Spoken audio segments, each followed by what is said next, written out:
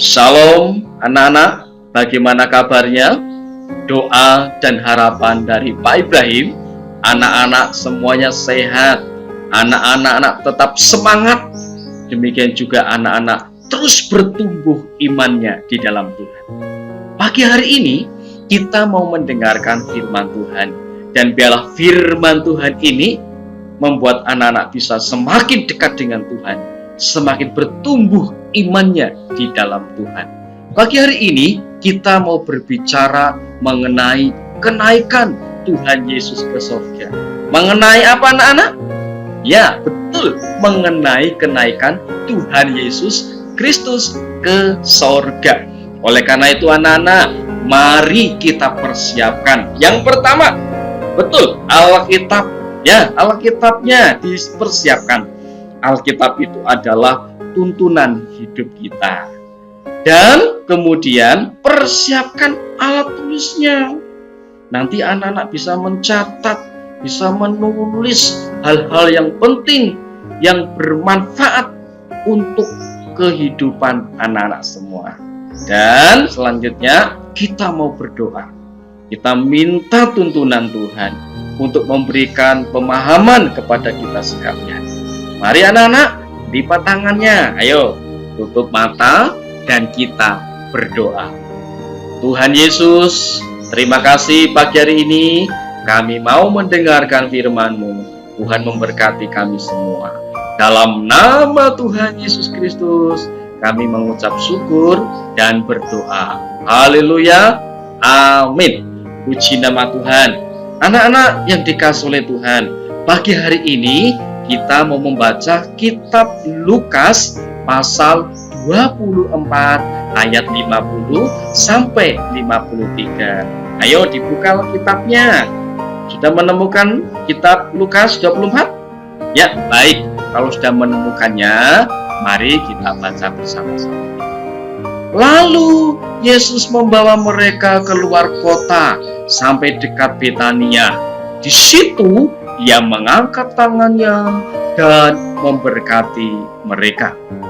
Dan ketika Ia sedang memberkati mereka, Ia berpisah dari mereka dan terangkat ke surga. Mereka sujud menyembah kepadanya. Lalu mereka pulang ke Yerusalem dengan sangat bersukacita. Mereka senantiasa berada di dalam bait Allah dan memuliakan Allah. Puji nama Tuhan.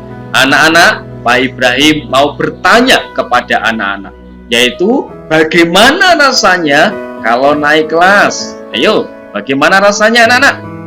Oh, senang? Sukacita? Gembira? Ya pasti dong. Kalau naik kelas pasti ada sukacita, ada gembira, ada senang. Mengapa kita bisa senang, bisa gembira? Karena berarti kita semakin dewasa, semakin tambah pintar. Demikian juga kita punya teman yang baru. Senang bukan? Ya, contohnya adalah seperti halnya dulu kita masih TK kecil. Sekarang kita sudah TK besar. Kemudian dulu TK besar, sekarang sudah sekolah dasar. Oh iya, Pak Ibrahim juga mengucapkan untuk anak-anak semua yang sudah mulai masuk sekolah, baik yang TK maupun yang sekolah dasar. Selamat berprestasi, selamat berjuang, dan tetaplah menjadi anak-anak yang setia dan bisa menjadi berkat untuk kemuliaan nama Tuhan. Amin anak-anak. Nah anak-anak, berbicara mengenai kenaikan Tuhan Yesus Kristus ke surga, itu juga sesuatu yang menyenangkan anak-anak, membuat bahagia, membuat senang, membuat gembira dan senang pada siapa? Betul, kepada kita semua, kepada anak-anak, kepada orang-orang yang percaya kepada Tuhan Yesus. Kenapa membuat senang? Yuk, mari kita mau terus merenungkan firman Tuhan ini. Lah anak-anak, setelah Tuhan Yesus bangkit Pada hari keberapa? Ya, pada hari ketiga. Selama 40 hari Tuhan Yesus berulang kali menampakkan diri kepada murid-muridnya. Jadi setelah bangkit, Tuhan Yesus berulang kali menampakkan diri kepada murid-muridnya. Tuhan Yesus menampakkan diri kepada Maria. Jadi waktu itu Maria ketika bersedih, Tuhan Yesus menampakkan diri.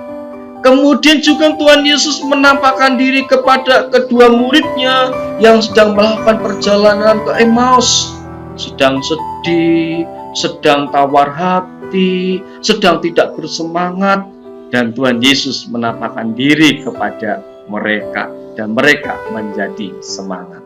Kemudian Tuhan Yesus menampakkan diri kepada murid-muridnya di danau tepi Tiberias. Jadi waktu itu murid-murid Tuhan, ada Petrus dan teman-temannya sedang menjala ikan. Semalam-malam ada dapat. Mereka sedih, mereka tidak bersemangat, akan tetapi Tuhan menampakkan diri kepada mereka dan mereka semangat kembali. Kemudian Tuhan Yesus juga menampakkan diri kepada semua murid-muridnya, dan semua murid-muridnya menjadi damai sejahtera. Dengan demikian anak-anak, inilah tujuan Tuhan Yesus menampakkan diri kepada murid-muridnya. Yang pertama, Tuhan memberikan semangat supaya murid-muridnya tetap semangat, tidak takut, tidak khawatir di dalam kehidupan ini. Demikian juga Tuhan Yesus meneguhkan iman murid-murid. Jadi iman murid-murid harus tetap teguh, harus tetap setia kepada Tuhan walaupun tantangannya banyak. Ya, kemudian Tuhan Yesus juga memerintahkan murid-muridnya untuk menjadi saksinya, untuk menceritakan kasihnya kepada semua orang, untuk membagikan kasihnya kepada banyak orang. Inilah Tuhan berulang kali menampakkan diri kepada murid-muridnya. Oleh karena itu anak-anak juga harus punya semangat di dalam hidup ini. Anak-anak juga harus imannya teguh di dalam hidup ini. Dan anak-anak bisa menjadi saksinya. Nah, menjadi saksinya seperti apa? Nanti kita akan bahas ya. Nah, anak-anak, setelah Tuhan Yesus berulang kali menampakkan diri kepada murid-muridnya, Tuhan Yesus membawa murid-muridnya keluar kota sampai dekat Betania, yaitu di sebuah bukit. Bukit apa namanya, anak-anak? Nah, betul, Bukit Zaitun.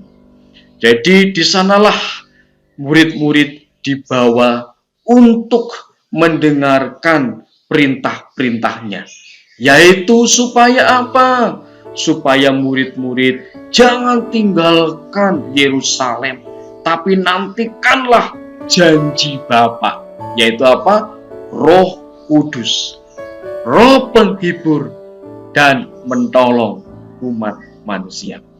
Demikian juga Tuhan Yesus berkata, kamu akan diberi kuasa kalau Roh Kudus turun ke atasmu, dan kamu akan menjadi saksi Tuhan, yaitu di Yerusalem, di Yudea, Samaria, dan sampai ke ujung bumi.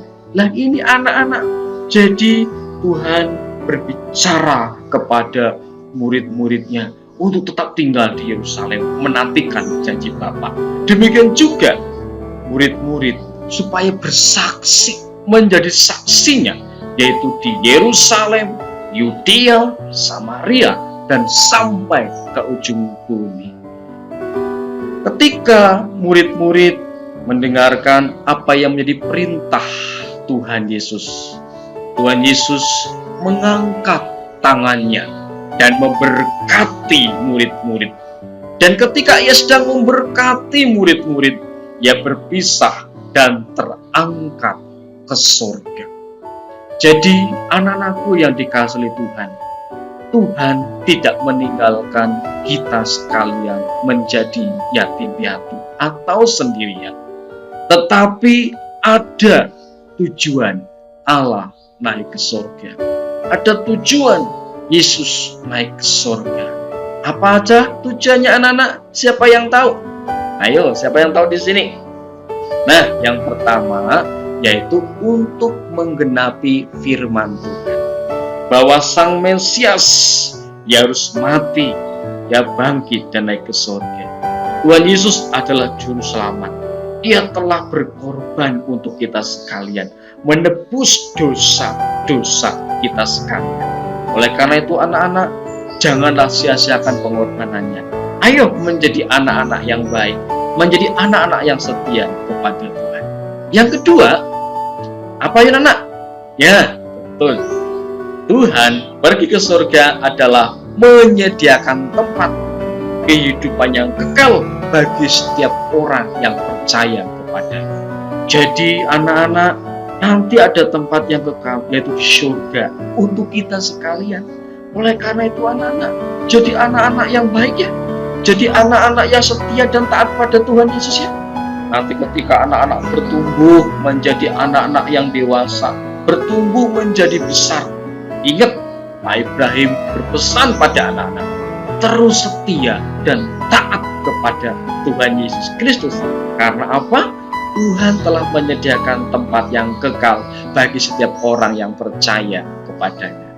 Nah, yang ketiga anak-anak, mengapa Tuhan Yesus naik ke surga? Yaitu Tuhan ingin memberikan roh penghibur, penolong yang terus menemani kehidupan kita yang percaya, yang selalu menghibur, yang selalu menguatkan, yang selalu menolong kita sekalian. Oleh karena itu anak-anak, ketika anak-anak bersedih, ketika anak-anak takut, berdoalah pada Tuhan untuk memberikan hati yang tenang, hati yang teduh, hati yang semangat. Karena apa? Roh Kudus senantiasa bekerja untuk kita sekalian. Nah anak-anak, Tuhan Yesus telah mati, bangkit dan naik ke surga. Dan kita diperintahkan untuk menjadi saksinya. Kita diperintahkan untuk menjadi alatnya. Dan apa saja yang bisa kita lakukan untuk menjadi saksinya? Yang pertama, anak-anak, kita bisa memuji Tuhan, memuliakan Tuhan. Anak-anak, ayo kita senantiasa memuji Tuhan. Ada lagu sekolah minggu, ada lagu rohani, bisa memuji Tuhan.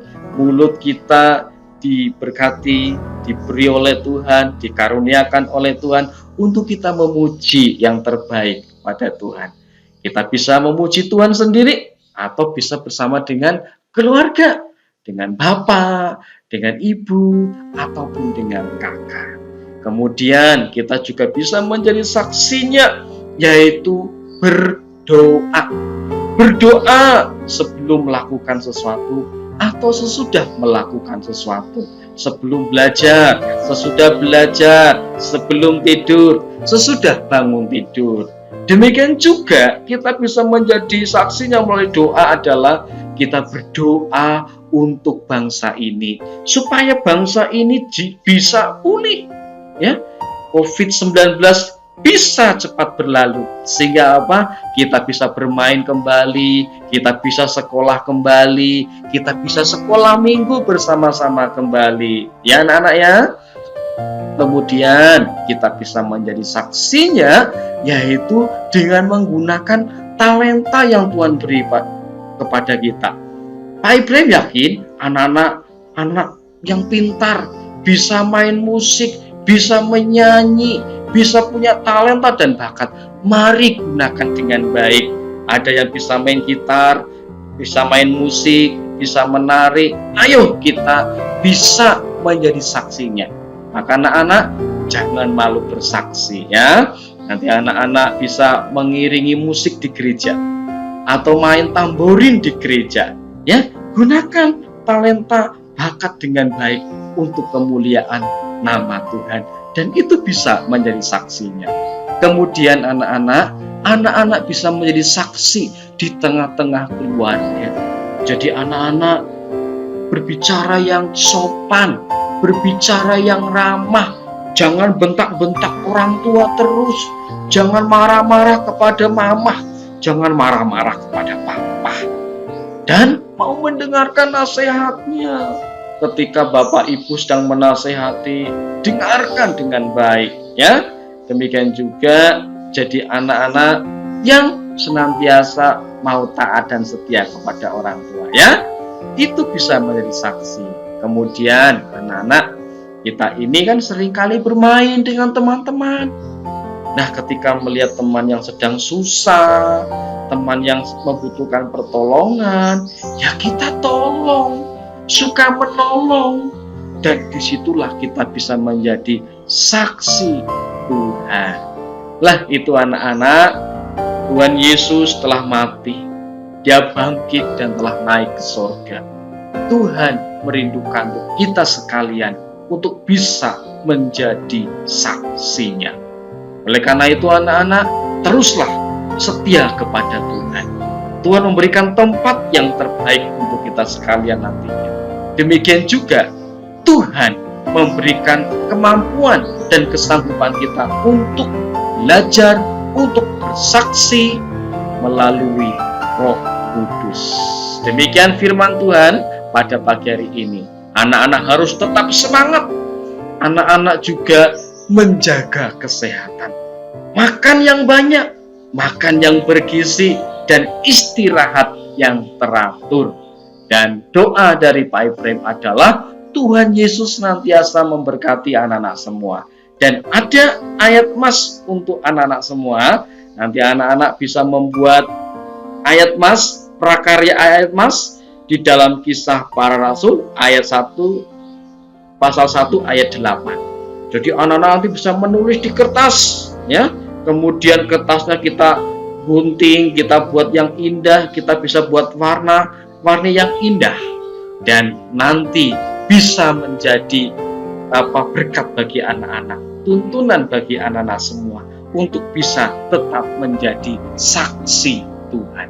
Mari anak-anak, kita mau berdoa sebelum kita mengakhiri firman Tuhan pada pagi hari ini. Ayo lipat tangan, tutup mata, dan kita berdoa. Tuhan Yesus, terima kasih pada pagi hari ini kami telah mendengarkan firman-Mu.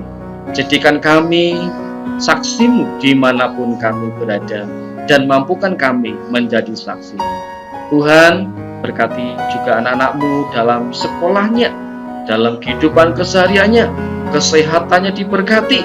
Terima kasih Tuhan, dalam nama Tuhan Yesus Kristus kami mengucap syukur dan berdoa. Haleluya, amin. Puji nama Tuhan. Shalom. Tetap semangat ya anak-anak. Tuhan Yesus memberkati anak-anak semua.